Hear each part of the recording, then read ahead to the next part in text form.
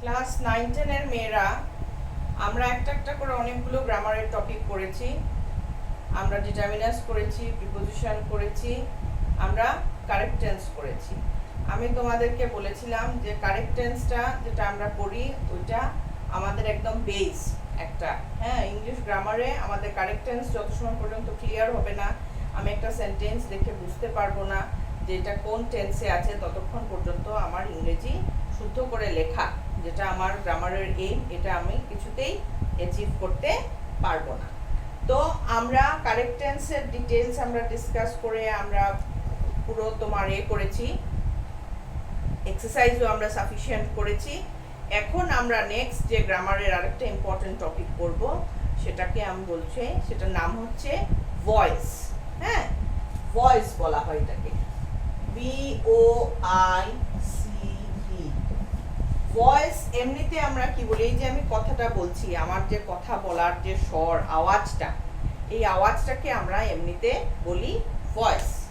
আমাদের সাধারণ Bengali meaning যখন আমরা ভয়েসের মিনিং কি যখন আমি বলবো, তখন আমাদের মনে হবে আমাদের মিনিংটা হচ্ছে আমার স্বর, গলার আওয়াজ। কিন্তু এখানে যখন আমি গ্রামাটিক্যালি যখন আমি ভয়েস করব, তখন কিন্তু এটা ঠিক গলার স্বর বা গলার আওয়াজ যে মিনিংটা, সেই মিনিংয়ে এটা কভার হয় না।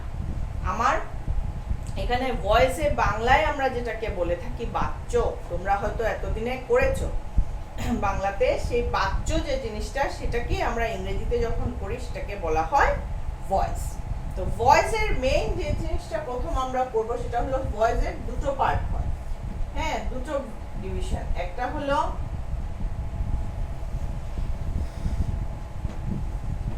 প্রথমটা বলবো আমরা অ্যাক্টিভ, পরেরটা বলবো আমরা প্যাসিভ। আমরা ভয়েসকে দুটো ভাগে ভাগ করে থাকি, অ্যাক্টিভ ভয়েস আর প্যাসিভ ভয়েস। এখন আমাদের প্রশ্নগুলো আসবে, হোয়াট ইজ এ ভয়েস, এবং কোনটাকে আমি অ্যাক্টিভ ভয়েস বলবো, কোনটাকে আমি প্যাসিভ ভয়েস বলবো, তফাৎটা কি অ্যাক্টিভ ভয়েস আর প্যাসিভ ভয়েসে। আচ্ছা, তোমাদের বইয়ে আমরা বইয়ের সাহায্য নিয়েও আমরা করছি।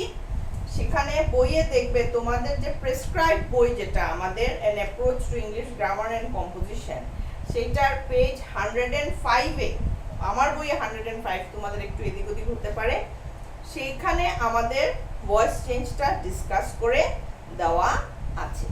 এখানে শুরু যেটা হয়েছে, শুরুটা কিন্তু বইয়ে আমরা এক্সাম্পল দিয়ে করি। তো এমনিতেও আমাদের বোঝার সুবিধার জন্য কিন্তু আমরা এক্সাম্পল দিয়ে করাটাই আমাদের বুদ্ধিমানের কাজ। যেমন আমি বইয়ের এক্সাম্পলটা নিয়েই বললাম, the cat killed the rat. হ্যাঁ, এইটা হচ্ছে আমার অ্যাক্টিভ ভয়েস। এইটার প্যাসিভ হচ্ছে the rat was killed by the cat। ঠিক আছে, এখন আমার প্রশ্নগুলো আমি এটার সাহায্যে আমি আনসার করব, যে এটাকে কেন অ্যাক্টিভ ভয়েস বলছি, এটাকে কেন প্যাসিভ ভয়েস বলছি, অ্যাক্টিভ ভয়েস আর প্যাসিভ ভয়েসের তফাৎটা কি। ভয়েস বেসিক্যালি হচ্ছে আমি একই কথা আমি বলছি, বক্তব্যটা আমার একই, কিন্তু বক্তব্য এই সেন্টেন্স আর এই সেন্টেন্সের মধ্যে তফাৎটা কি হচ্ছে, যে আমার সেন্টেন্সের মধ্যে যে কোন ওয়ার্ডটা ইম্পর্টেন্ট, কোন ওয়ার্ডটা স্ট্রেস করা হলো, ওই স্ট্রেসিংটা চেঞ্জ হয়ে যায়। এখানে যখন আমি বলছি the cat kill the rat, তখন বেড়ালটা তোমার ইঁদুরকে মেরেছে, বেড়াল মেরেছে, বেড়ালটা ইম্পর্টেন্ট এই সেন্টেন্সে। আর সেকেন্ডটার কেসে the rat was killed by the cat, এখানে র্যাটের মারা যাওয়াটা ইম্পর্টেন্ট, কে মেরেছে, ক্যাট মেরেছে, এটা সেকেন্ডারি, এটা লেস ইম্পর্টেন্ট হয়ে যাচ্ছে। তো নাম থেকে দেখো অ্যাক্টিভ আর প্যাসিভ, নাউনটা যে কাজটা করছে, doer of the action, subject of the sentence, subject of the sentence হচ্ছে আমাদের হেডওয়ার্ড বা যে doer of the action, noun যে থাকে, ও ইম্পর্টেন্ট, ও অ্যাক্টিভ, ও নিজে অ্যাক্টিভলি কাজটা করছে, ওর অ্যাকশনটাকে আমরা ইম্পর্টেন্স দিচ্ছি, যে কাজটা কে করছে, ও করছে। এই যে নাউন বা দ্য হেডওয়ার্ড বা সাবজেক্ট অফ দ্য সেন্টেন্স, ও ইম্পর্টেন্স পাচ্ছে আমার অ্যাক্টিভ ভয়েসে। আর যখন আমি প্যাসিভ ভয়েসে যাব তখন জিনিসটা উল্টো হয়ে যাচ্ছে, তখন the doer of the action, subject বা the headword of the sentence যে থাকছে সে হয়ে যাচ্ছে লেস ইম্পর্টেন্ট, ও প্যাসিভ, ওর রোলটা প্যাসিভ, মানে ও অ্যাক্টিভলি কাজটা করছে না, ও একটু ঝিমিয়ে গেছে। হ্যাঁ, আর যে কাজটা করা হয়েছে সেই কাজটাকে আমরা ইম্পর্টেন্স দিচ্ছি, তখনই এটা হয়ে যাবে passive voice. So this is the main basic difference between active voice আর প্যাসিভ ভয়েস। এখন অ্যাক্টিভ ভয়েস থেকে প্যাসিভ ভয়েসে চেঞ্জ করতে হলে আমার কিছু নিয়ম মানতে হবে। নিয়মগুলো কি? প্রথম নিয়ম হচ্ছে subject becomes object, object becomes subject. এখানের এই সাবজেক্টটা ক্যাট, অবজেক্টটা র্যাট।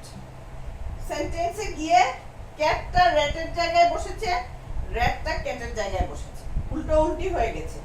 ঠিক আছে, এই হচ্ছে আমার ফার্স্ট চেঞ্জ হয় অ্যাক্টিভ ভয়েস থেকে প্যাসিভ ভয়েসে নিতে গেলে। সেকেন্ড চেঞ্জ হচ্ছে ইউজুয়ালি একটা বাই বসবে। সাবজেক্টকে যখন আমি অবজেক্ট করলাম, অ্যাক্টিভ ভয়েসের সাবজেক্ট যেটা প্যাসিভ ভয়েসে গিয়ে অবজেক্ট হয়ে গেছে, ওইটার আগে বাই বসে। কেন? বাংলায় যেটা আমরা ইউজ করি দ্বারা। হ্যাঁ, তো কার দ্বারা করা হয়েছে?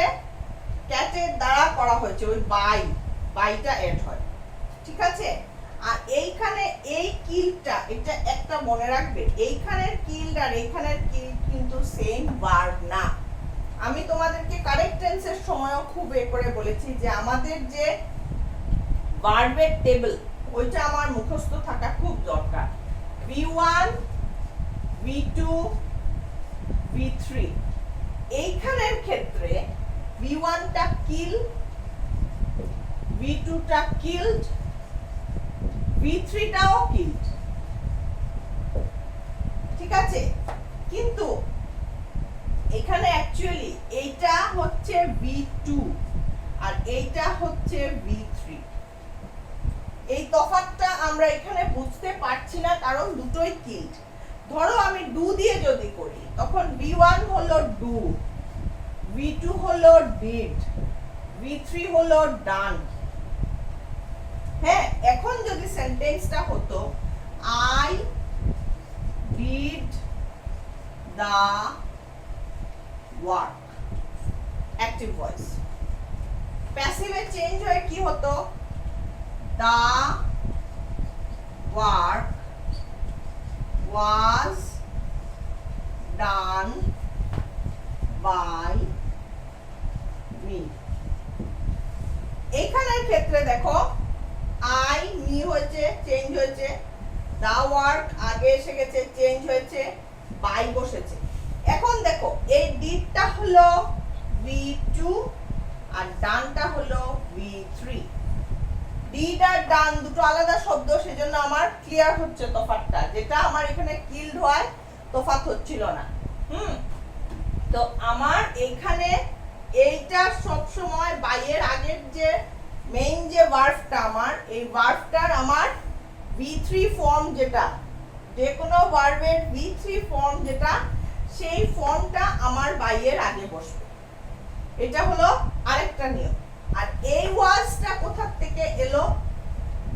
উড়ে এসে তো জুড়ে বসেনি, টপকে বসেনি, এটার একটা নিয়ম থাকবে। এইটা দিয়ে আমার সেন্টেন্সের টেন্স কোনটা সেইটা ক্লিয়ার হচ্ছে। I did the work, did V2, মানে সেন্টেন্সটা কোন টেন্সে আছে? পাস্ট টেন্সে আছে।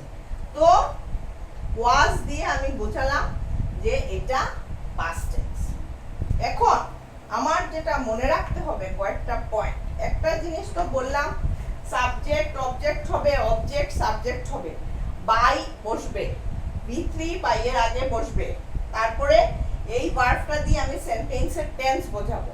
তার মানে আরেকটা জিনিস আমার ক্লিয়ার হতে হবে, সেটা হলো আমার অ্যাক্টিভ ভয়েসটা যে টেন্সে থাকবে, আমি যখন সেন্টেন্সটাকে অ্যাক্টিভ থেকে প্যাসিভে নেব, আমার সেন্টেন্সটা সেম টেন্সে থাকতে হবে, টেন্স চেঞ্জ করতে পারবো না। সেই জন্য আমি গত ইয়েতে বলেছিলাম যে আমার টেন্স ক্লিয়ার না হলে আমি পরের টপিকগুলো করতে পারবো না। এই দেখো এখানে আমার ভয়েস করতে গেলেই আমার ভার্ব, আমার কারেক্ট টেন্স, এটার উপর আমি ভীষণভাবে ডিপেন্ডেন্ট। আমার V1 V2 V3 ক্লিয়ার হতে লাগবে, তাহলেই আমি এই জিনিসটা করতে পারছি। এটা হলো একটা পার্ট টেন্সের এর জায়গা থেকে।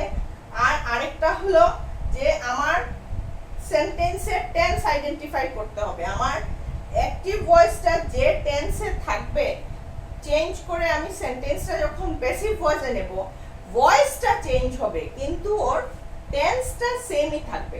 এখন আমি ধরো একটা প্রেজেন্ট ইনডেফিনিট টেন্সে থাকা সেন্টেন্সকে আমি অ্যাক্টিভ থেকে প্যাসিভে নিলাম, প্যাসিভে নিয়ে যখন গেলাম তখন আমি প্রেজেন্ট ইনডেফিনিট টেন্সকে বানিয়ে দিলাম পাস্ট ইনডেফিনিট টেন্স, রং হবে না।